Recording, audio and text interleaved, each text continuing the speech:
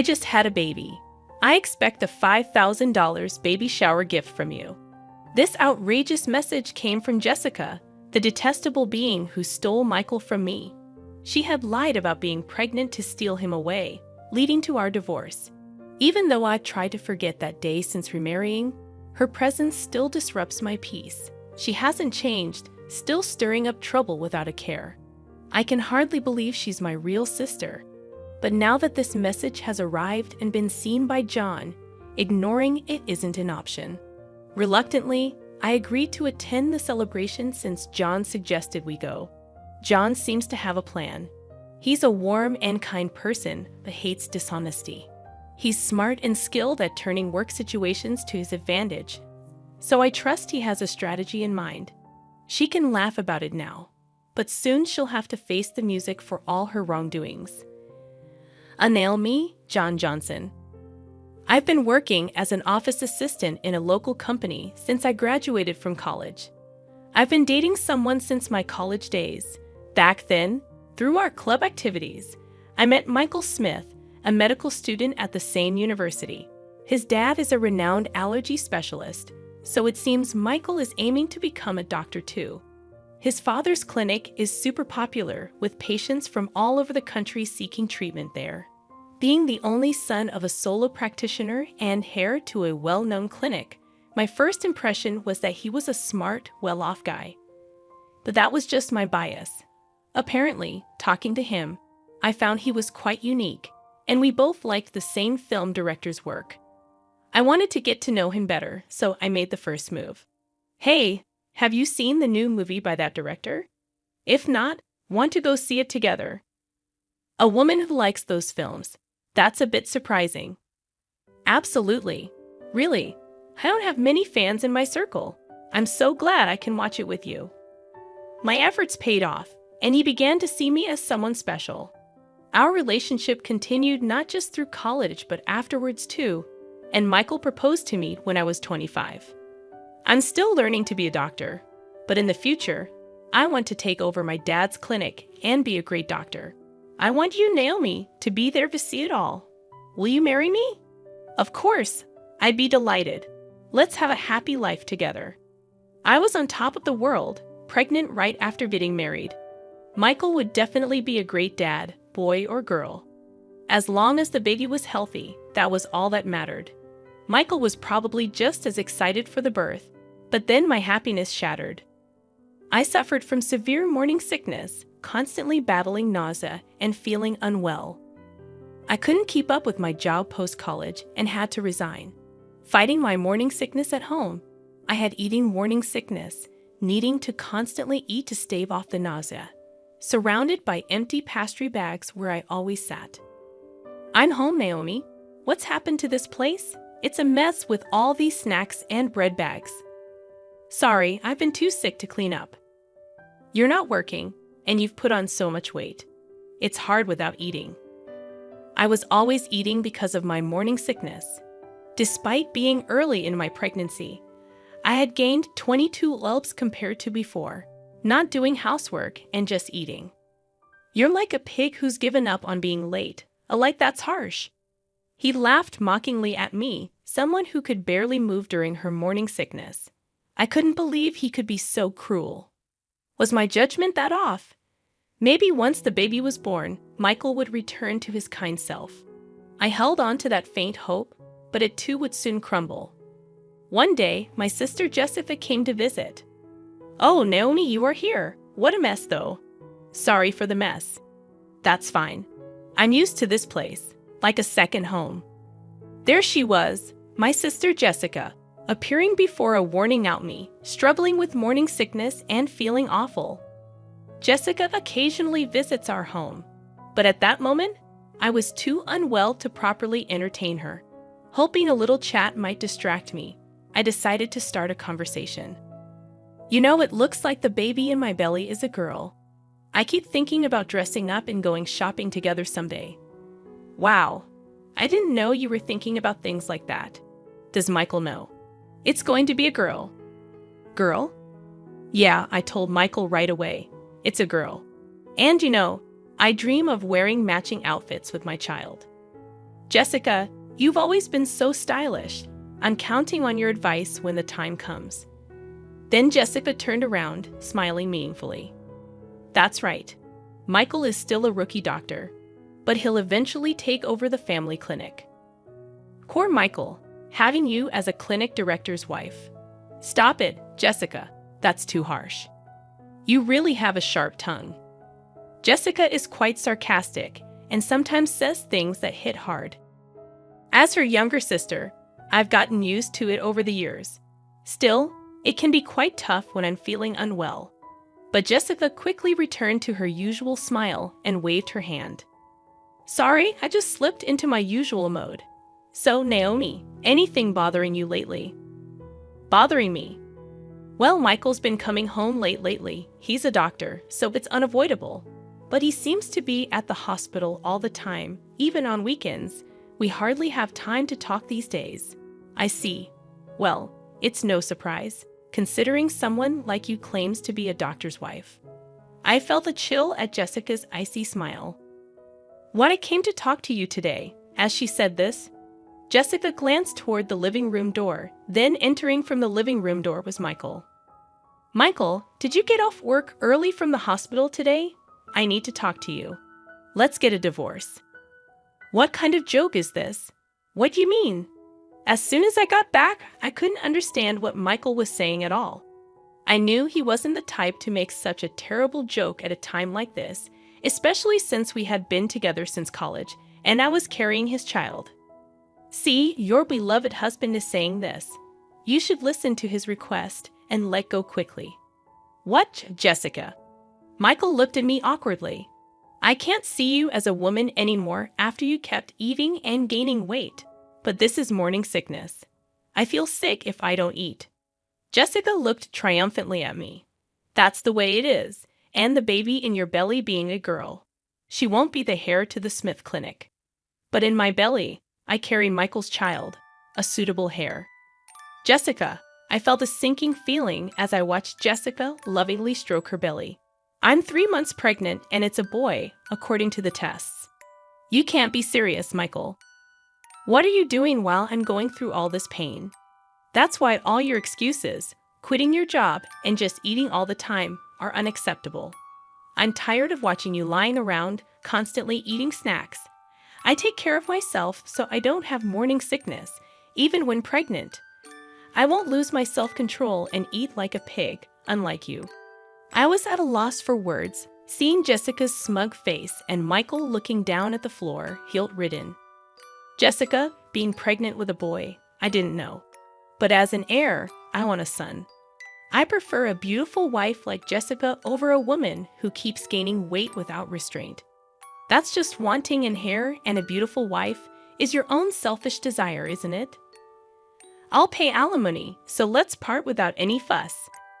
Seeing Michael apologizing, I knew that things could never go back to how they were. After that, Michael and I divorced, and I gave birth to our daughter as a single mother.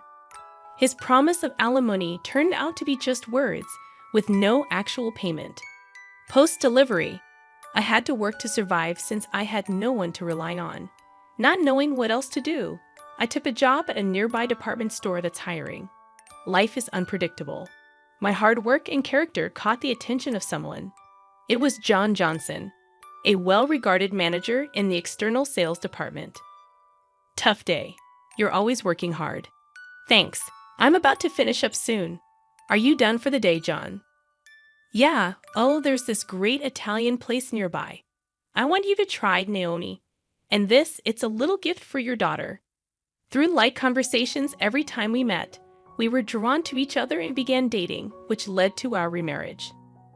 Naomi, I might be a guy 20 years older than you, but I sincerely want to make you and your daughter happy. Will you marry me? Are you sure about me? I'd be delighted. Life after remarriage was truly blissful, a gentle husband, my daughter, and I lived a peaceful life.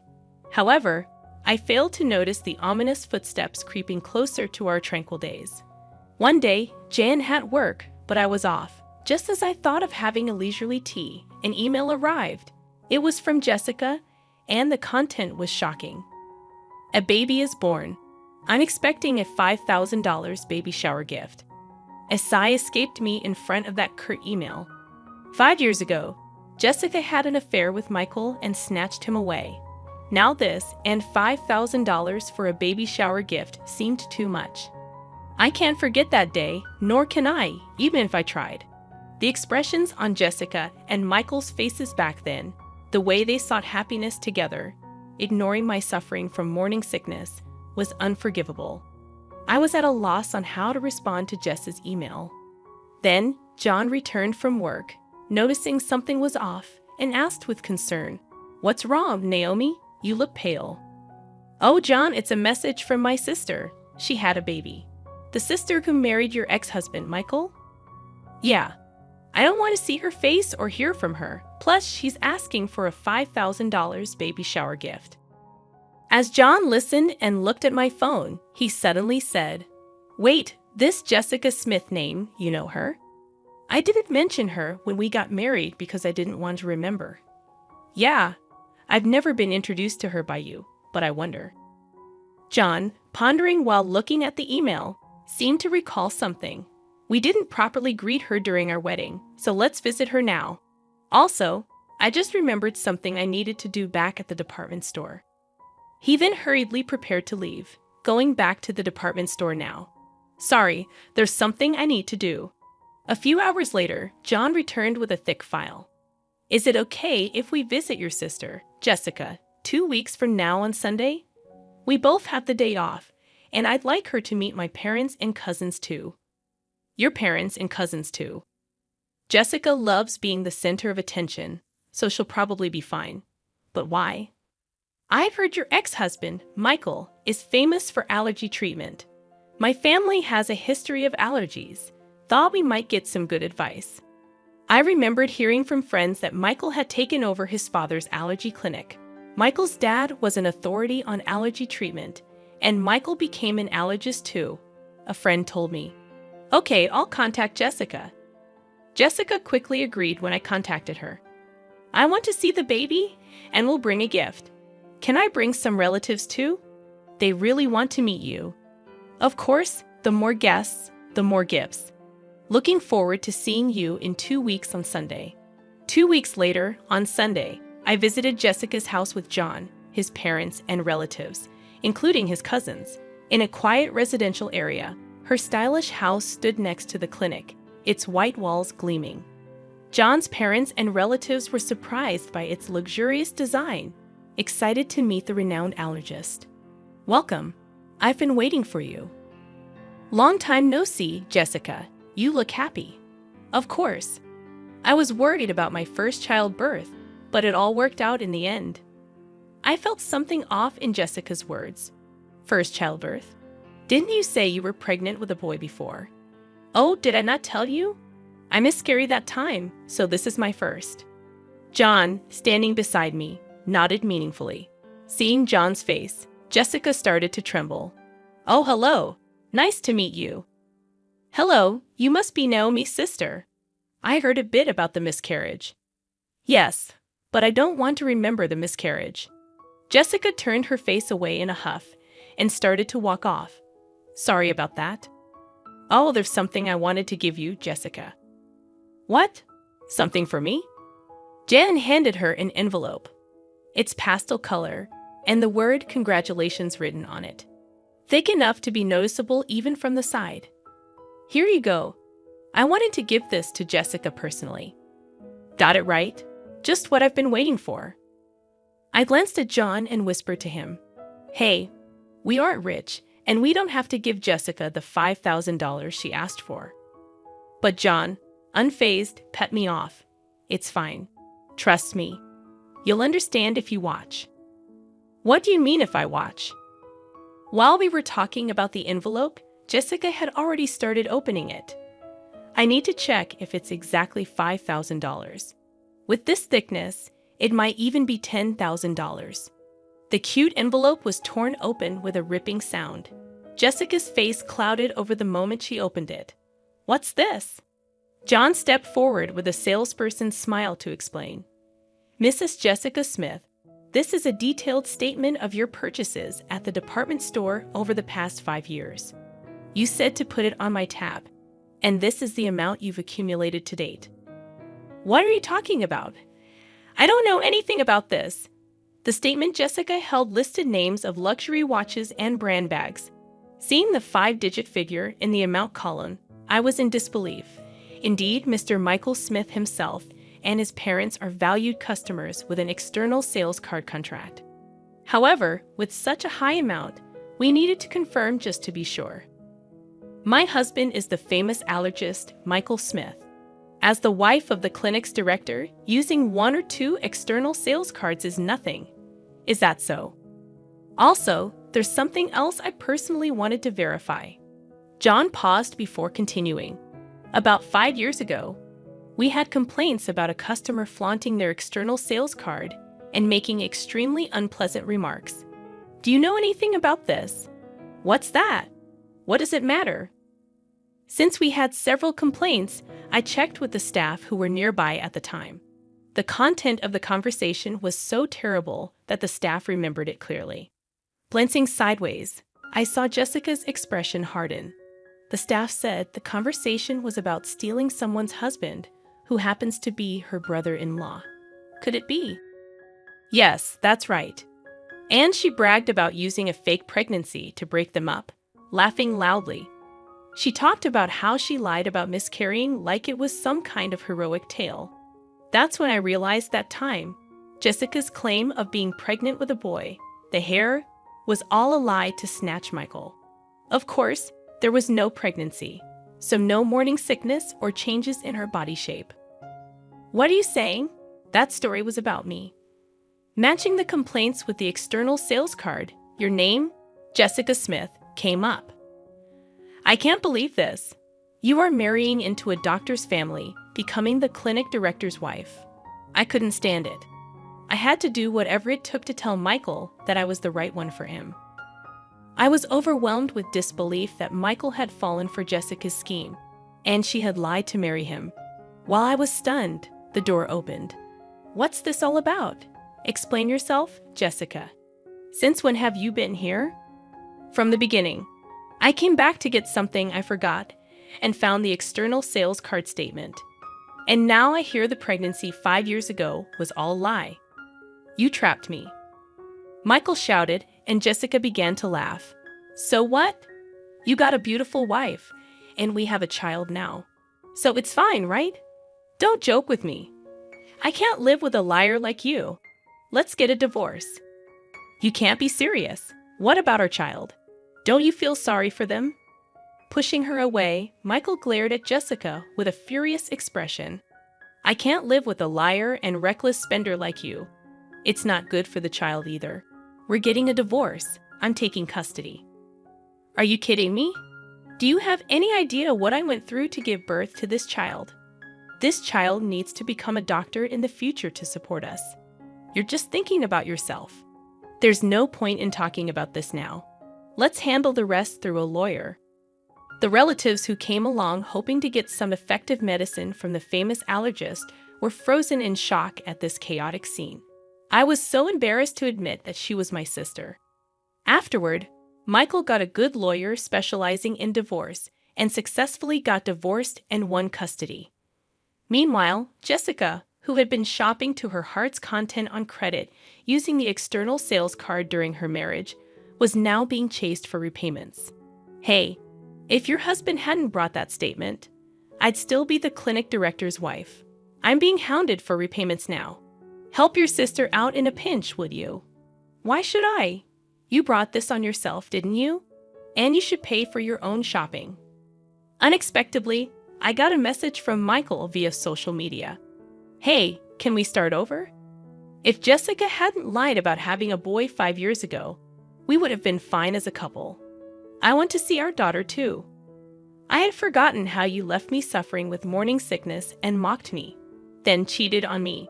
After 5 years of no contact, the last thing I wanted was to see his face again.